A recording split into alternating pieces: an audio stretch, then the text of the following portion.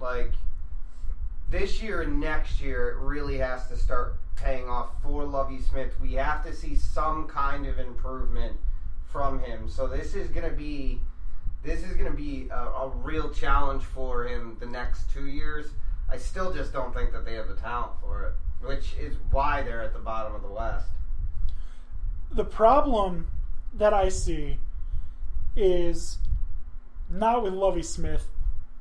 I just don't think that if you're a Big Ten coach and you are coaching a team that's consistently in the bottom, that you're going to get the players that you need to be able to compete. I just don't see how Illinois is going to be able to take players away from Northwestern, away from Indiana, away from Purdue, and those are just the other, meddling teams in the Big Ten.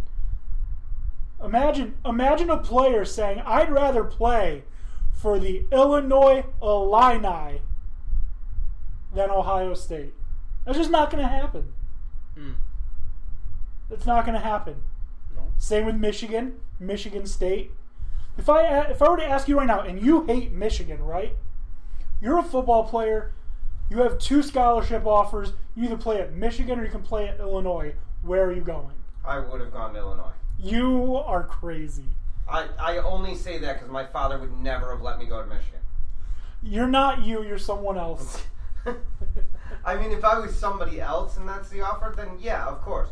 But if those are the only 2 offers you're getting, Like, there's a lot of other people fucking up. Yeah, why isn't James Madison at least calling? Yeah, nobody else is calling. You're good enough to go to Michigan, but we just don't think you're James Michigan Madison. State didn't offer anything. We just don't think you're Duke's material. Yeah, we have standards. I don't know.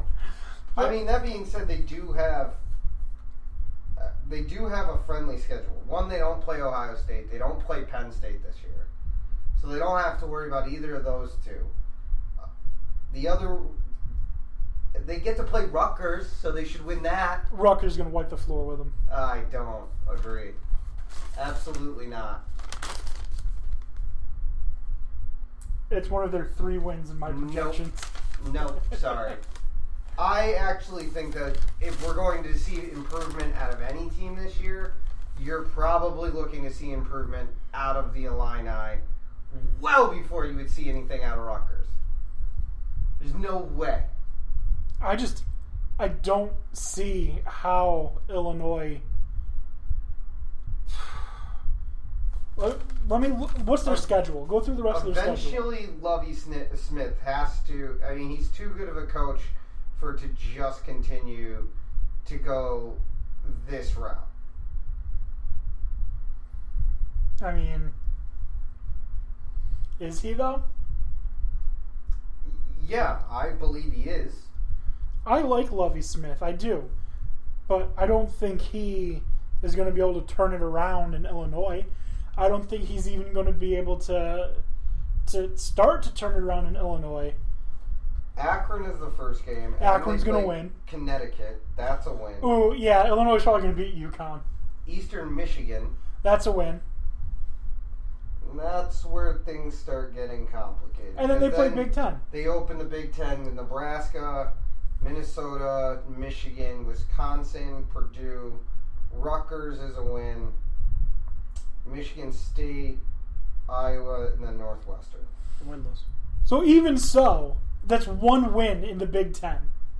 So they'll finish the season at 3-9 at best. Because Akron's going to beat them. I give them 4 wins. Akron is going to beat them. Okay. I disagree, but... LeBron James will suit up and play tight end if he has to. I don't think that that's going to happen. You don't? As entertaining as I think it may be.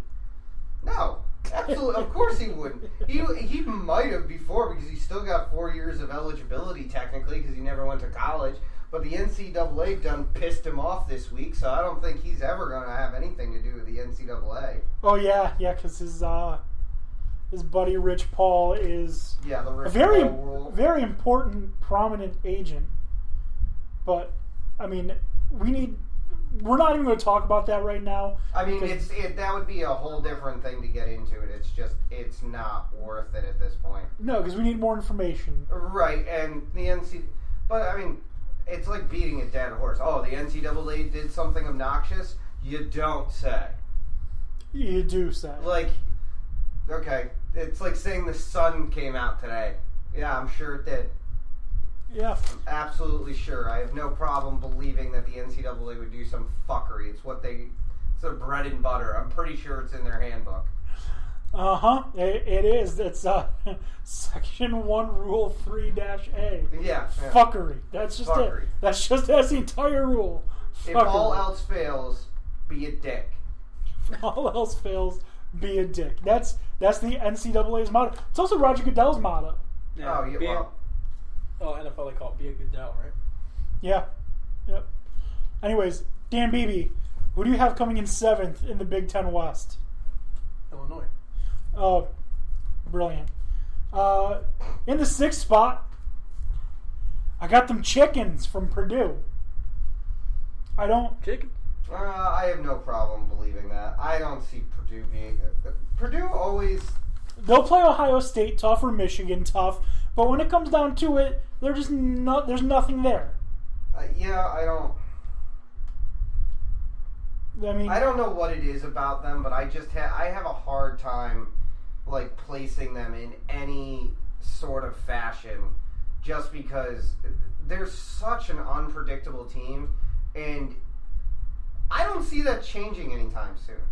They show up for big games, and then it's like they almost play close to the level of their opponent, but they don't end up winning the games, or like they barely squeak out games where it's like, okay, well, they should have been able to win this game easily, but they don't.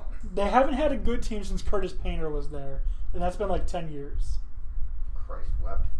But I mean, they'll have first couple of games they should be, riding the emotion because their superfan Tyler Trent died, and they're going to dedicate the opening game to him or whatever, maybe the first home game. But beyond that, they're not. Once you get into Big Ten play, it's not going to be pretty for them. No. It's not. No, it's most certainly not going to end very well for Purdue. I just don't. But then again, they come out and then they fucking play good sometimes. Again, it's so hard to like pin them down to what the hell they actually are, and it bothers the living hell out of me. They're a 5-win team at best. That's what they are. Yeah, but I mean, and they don't have any true standouts either. They're a middle of the road team. Best record possibly 6-6. I agree. I wouldn't be surprised if they went 3-9 as well. I mean, they could certainly do that. I have no doubt that they have the ability to drop games that they, honest to God, should win. Yeah. Like, that's the type of team that they are to me and have been for so long. That's what they Purdue. You You actually liked one. It was so bad it was good. Thank you. I'll be here all night because I live here. This is your house, so I would imagine, like, unless you, I can only see one way that you wouldn't be, but you'd have to really piss off Christine. It'd be the landlady next door.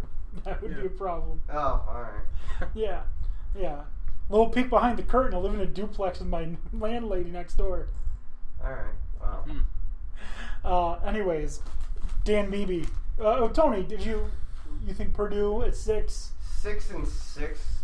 Still, yeah, they're gonna be second to last in that in the West.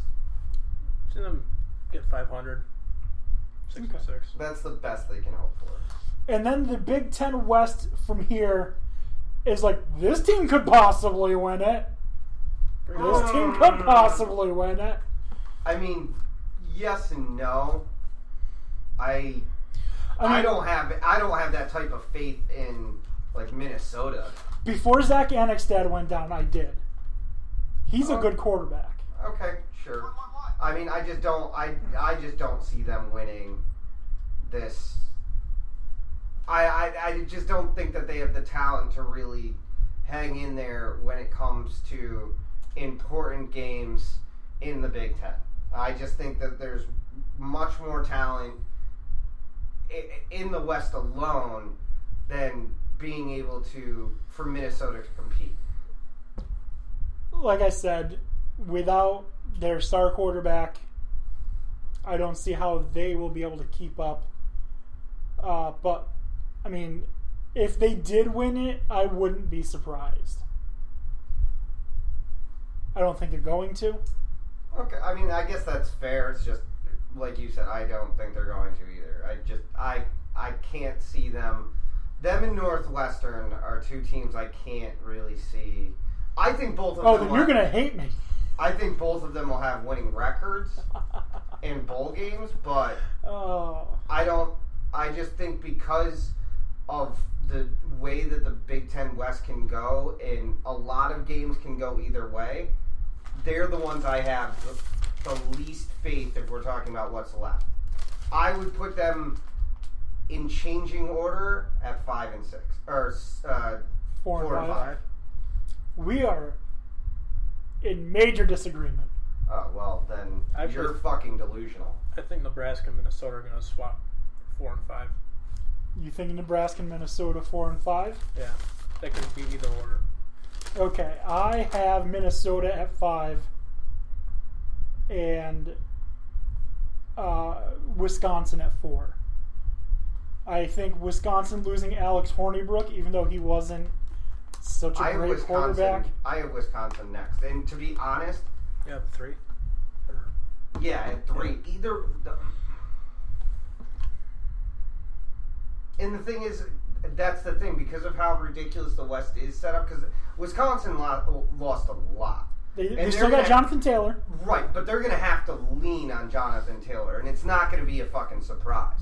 And in games where if they lose control of it, I don't know that they can rely on the play of the quarterback to keep them in or close in games that they can't rely on Taylor to just, or have the ability for Taylor to just keep getting the ball on every rush. You can't rush if you're down. You can't give him 50 touches a game. No, but it's not going to be a surprise either. So, like Minnesota, Northwestern, I would say Northwestern has a better chance of being the 3 than I have Minnesota. Or I still think Minnesota is sitting at 5. I can't move them higher, but I could see Northwestern potentially being better than Wisconsin. But I think they both bring the same problems to the table. They're not multi-dimensional teams. Well, we'll talk about Northwestern a little bit more as we get closer to the, 1 seed in the West. You're out of your mind. I'm not. I'll explain why. Well, you started drinking or something. I don't know. I may have. That seems more likely. So, like I said, just recap: 7 Illinois, 6 Purdue, 5 Minnesota, 4 Wisconsin. Dan Beebe, you said you have Nebraska and Wisconsin flipped. I have Illinois at 7, and then I had Nebraska and Minnesota. Or no, 7 was Illinois, 6 is Purdue, and then 4 and 5 swapping either way with Nebraska and Minnesota. Okay. Yeah. My number 3 is Nebraska. I have absolutely no faith in them. They have been trending in the wrong direction. They aren't even playing teams very well. They were just an absolute laughingstock last season. And I understand that Scott Frost is a good coach. And I understand that he's not in his first year anymore. But it takes time to build a class. It takes time to build a winning culture. It takes time. And they just haven't had time. I'm sorry for those hard 90s, but Nebraska's just not there yet. Okay.